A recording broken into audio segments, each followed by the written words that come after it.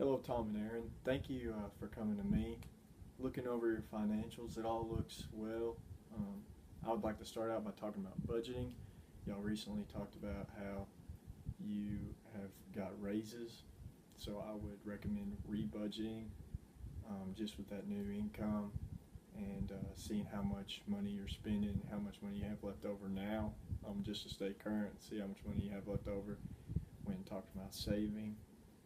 I would also recommend that I know you talked about taking the 300 and something monthly payment for the loan out of your savings each month, but I would like to recommend that maybe you split that up somehow or take it out of your spending instead of your savings just because y'all are getting closer to retirement and it's important to start um, building that savings.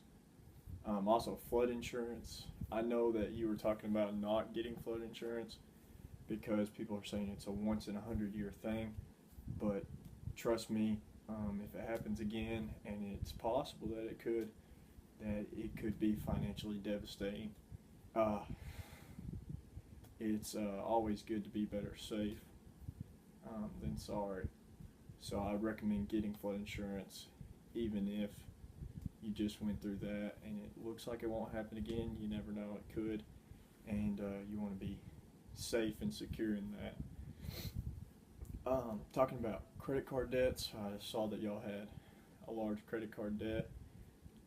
I know you're coming into a large tax refund and you were thinking about paying off a lot of your debts with that, and I think that's a great idea. I would recommend paying off those credit card debts with that because it's important to stay up and current on your credit card debts, preferably each month.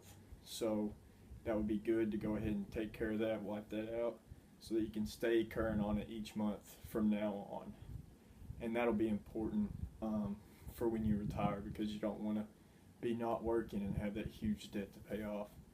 The most important thing that I want to talk about with y'all is investing, or you should have already started to invest, but which I know you have. With the age range y'all are in, I would recommend starting to move out of small cap and mainly into large cap or completely into large cap funds because it's getting to where y'all aren't going to be working anymore and you need that income of dividends that the large cap stocks and funds will be paying out.